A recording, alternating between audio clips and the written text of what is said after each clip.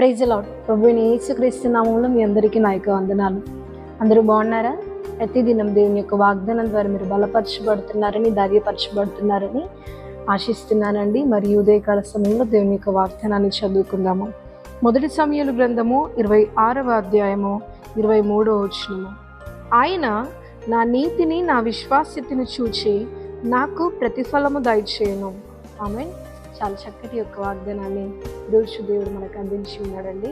సమూయేలు మొదటి గ్రంథము 26వ అధ్యాయము 23వ వచనంలో దేవుని యొక్క వాక్యం మనకు సెలవిస్తుంది. ఏంటంటే దావీదు అంటున్నాడు ఒక సందర్భంలో, నా నీతిని, నా విశ్వాసతను చూసి దేవుడు నాకు ప్రతిఫలాన్ని ఇస్తాడు అని ఇక్కడ దేవుని యొక్క వాక్యం అనేది మనకు సెలవిస్తూ ఉన్నదండి.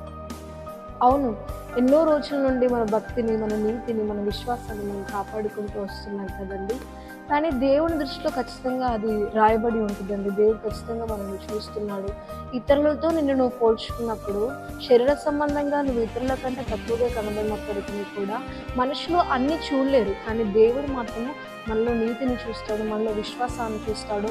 అన్ని సందర్భాల్లో దేవుడు మనల్ని కనిపెడుతూ ఉంటాడు. అంటే మనం ఏ విషయంలో కూడా మరుగై ఉండము, ఆయనకు సమస్తము కనబడుతుంది. కాబట్టి దేవుడు మనలో ఉన్న నీతిని, సత్యాన్ని, మనలో ఉన్న విశ్వాసాన్ని దేవుడు చూస్తాడండి. మనుషులు మనల్ని అర్థం చేసుకోకపోయినప్పటికీ కూడా దేవుడు మనల్ని అర్థం చేసుకుంటాడు. ఇక్కడ దేవుని యొక్క వాక్యం మనకు సెలవిస్తుంది ఏంటంటే, నా నీతిని, నా విశ్వాసతని చూసిన నా దేవుడు నాకు ప్రతిఫలం ఇస్తాడు అని. ఈరోజు మనుషులు చూస్తే బాగుండదు, ఎందుకంటే వాళ్ళు చూస్తే నాకు ఏదైనా ఇస్తే బాగుంటుంది, నన్ను కనికరిస్తే బాగుంటుంది, నాకు ఏదైనా ప్రతిఫలం రివార్డ్స్ ఇస్తే బాగుంటుంది అని చాలామంది అనుకుంటారు. కానీ ఒకటి మనం గుర్తుంచుకోవాలి ఏంటంటే, ఎప్పుడూ మనుషుల ఇంప్రెషన్ కోసమైనను, మనుషులు ఏదో ఇస్తారు, మనుషుల రివార్డ్స్ కోసం మనం ఎప్పుడు చూడొద్దండి. నీతి కోసము దేవుని దృష్టిలో నేను నీతిగా ఉండాలి, మనుషులు చూడడానికి కాదు. కానీ అంతరంగంలో సత్యమును కోరే దేవుడు, అంతరంగంలో నేను నీతిని, సత్యాన్ని కలిగి ఉంటే దేవుడు నాకు ప్రతిఫలం ఇస్తాడు అన్న ఒక్క విశ్వాసం మీలో ఉంటే నిజంగా దేవుడిచ్చే ప్రతిఫలం అది మామూలుగా ఉండదండి. అది ఊహలకు అందని రీతిగా దేవుడు మనకట్టి ప్రతిఫలాన్ని అనేది ఇస్తాడండి. మనుషులు ఇచ్చే ప్రతిఫలం చిన్నది, కానీ దేవుడిచ్చే ప్రతిఫలం చాలా గొప్పది. అది ఎంత గొప్పది అని అంటే, దేవుడు ఒక్కసారి ప్రతిఫలం ఇస్తే ఆ ఘనత ఎన్నటికీ పోదు. దేవుడు ఒక్కసారి ప్రతిఫలం ఇస్తే ఆ లోటు అనేది మనకి ఇంకెన్నడూ కూడా మనకు జరగదండి.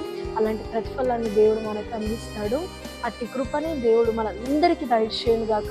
ప్రతి ఒక్కరి నీతిని బట్టి, ప్రతి ఒక్కరి విశ్వాసాన్ని బట్టి, ప్రతి ఒక్కరికి దేవుడు రివార్డ్ని అందించును గాక. ఆమేన్. ప్రార్థన చేసుకుందాం. పరలోకమందున్న మా తండ్రి, నీకు వందనాలు చెల్లించుకుంటున్నాను. చాలా చక్కటి వాగ్దానాన్ని ఈరోజు మాకు అందించారు ప్రభువా. నిజంగా నీ వాక్యం సెలవిస్తుంది, మా నీతిని, మా యొక్క తండ్రి విశ్వాసముని బట్టి నీవు మాకు ప్రతిఫలమును దయచేయవాడువి కనుక మేము నీ అందు తండ్రి నీ కనుదృష్టిలో మేము ఎక్కువగా నీతి కలిగి ఉండడానికి, నీ కనుదృష్టిలో మా విశ్వాసాన్ని మేము కాపాడుకోవడానికి సహాయం చేయండి ప్రభువా. అనేక సందర్భాల్లో కొంతమంది తండ్రి మమ్మల్ని చూసినా చూడకపోయినా కానీ తండ్రి, నీ కనుదృష్టిలో మేము ఎన్నడూ కూడా మరుగై ఉండలేరమని తండ్రి, ప్రతి క్షణము, ప్రతి నిమిషము తండ్రి, నీ కనుదృష్టిలో మేము ఉన్నామని, మమ్మల్ని చూస్తున్నారని తండ్రి, ప్రతిఫలము నీ చేతుల్లో ఉందని తండ్రి, ఈరోజు మాకు జ్ఞాపకం చేసినందుకు నీకు వందనాలు. ఈ భయంకరమైన లోకములు తండ్రి, ఎంతమంది అయితే వాళ్ళ విశ్వాసాన్ని కాపాడుకుంటున్నారో, ఎంతమంది అయితే ఎన్నో కష్టాల గుండా వాళ్ళ ప్రయాణాన్ని కొనసాగిస్తూ వాళ్ళ యొక్క నీతిని కాపాడుకుంటున్నారో, ఖచ్చితంగా వారి యొక్క ప్రతిఫలము తండ్రి వారి యొద్ద నుండి తొలగిపోకుండా వారికి మీరు అది అనుగ్రహించండి తండ్రి. వారి పెదవులో చిరునవ్వు ఉండుటకు సహాయం చేయండి. మహిమ, ఘనత, ప్రభావమును చెల్లించుకుంటూ ప్రభు యేసుక్రీస్తు నామములో అడిగి బతిలాడి వేడుకొంచున్నాం తండ్రి. ఆమేన్.